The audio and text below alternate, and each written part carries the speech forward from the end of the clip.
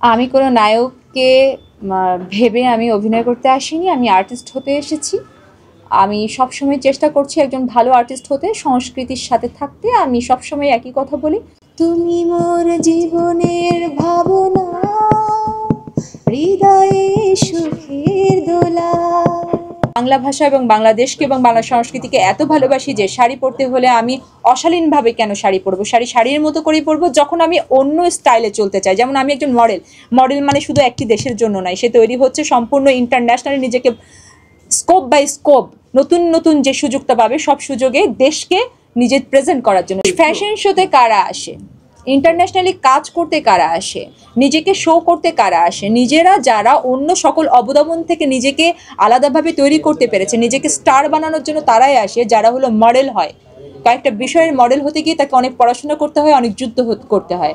যদি আমার ভিতরে সেম ব্যাপারটা থেকে যায়, তাহলে আমি তো বড় কিছু অর্জন করার জন্য আসিনি। আমার লুঙ্গি কখন খুলে পড়লো, আমার শাড়িটা কোন দিকে পড়ে গেল, এটা নিয়ে ভাবলে তো আমি আসলে কাজ করতে আসিনি। আমার কথা হলো, একজন ছেলে চাইলে পাঞ্জাবি পরবে, টি শার্ট পরবে, শর্ট পরবে, যা খুশি তা পরবে, ঠিক একই রকম মেয়ের একটা বডি তো ভাই, সায়েন্সের দিক দিয়ে দেখেন, বডি তো। এটা নিয়ে এত কি ভাবেন আপনারা? এই একটা ছেলে আর একটা মেয়ে দিয়ে শুধুমাত্র প্রজনন করার জন্য, একটা ছেলে একটা মেয়ের প্রজননের জন্য, কারোর কেউকে বডি শেমিং করার জন্য না ভাই।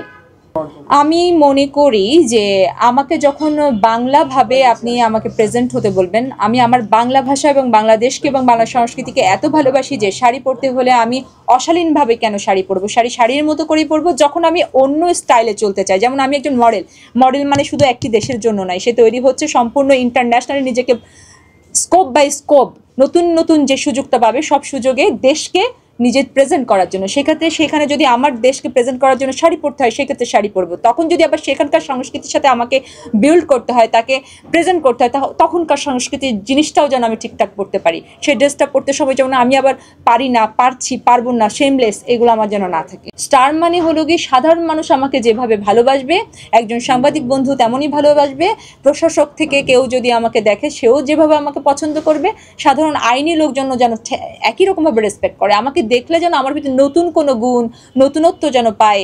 আমি কালো নাকি ফর্সা, ইটস নট ফ্যাক্ট। আমি বেটে নাকি লম্বা, ইটস নট ফ্যাক্ট। ফ্যাক্ট হলো আমার ভিতরে এমন কোনো যোগ্যতা আছে হাজারো মানুষকে আলাদা করে শুধু আমার প্রতি দেখার কি আছে, আমার ভেতরে কি নতুন কি আছে, আমার ভেতরে কি একটা বৈশিষ্ট্য আছে যে বৈশিষ্ট্য সকলের ভেতর নেই, যে বৈশিষ্ট্য আসলেই আমাদের সকলকে আকৃষ্ট করে, সেটা স্টারডমের একটি সাইট। তো স্টারডম বলে ভাইরাল হয়ে গেলেই যে স্টার হয়ে যায় এমন কোনো কথা না। এমন হতে পারে যে আমি ছোট একটা মানুষ, আমি 2 দিন ধরে আসছি, বাট আমাকে আপনাদের খুব ভালো লাগছে, এরকম আমি যেখানেই যাচ্ছি, আমি গ্রামে গেলেও আমি দেখি অনেকের ভালোবাসা পাচ্ছি, আমি মিডিয়াতে আসলে ভালোবাসা পাচ্ছি, কারোর কাছে আমি না বলে কোনো শব্দ পাচ্ছি না। সেক্ষেত্রে আমি কিন্তু ওন করতে পারি, আমি একজন স্টার হতে পারি। কিন্তু স্টার হয়ে গেছি, আমার খুব মুড হয়ে গেছে, আমি খুব অভিমানী বা অনেক বেশি কি বলে ওটাকে, দম্ভ তৈরি হয়ে যাচ্ছে, এটা কিন্তু স্টারডমের কোনো ভাষা নয়। আমি কোনো নায়ককে ভেবে আমি অভিনয় করতে আসিনি, আমি আর্টিস্ট হতে এসেছি।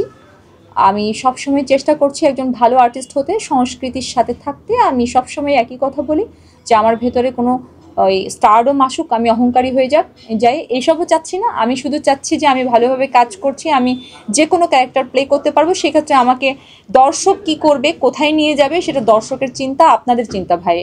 আমার ভেতরে কোনো ওই ধরনের কোনো চিন্তা নেই যে আমি ওই নায়ক ছাড়া কাজ করব না।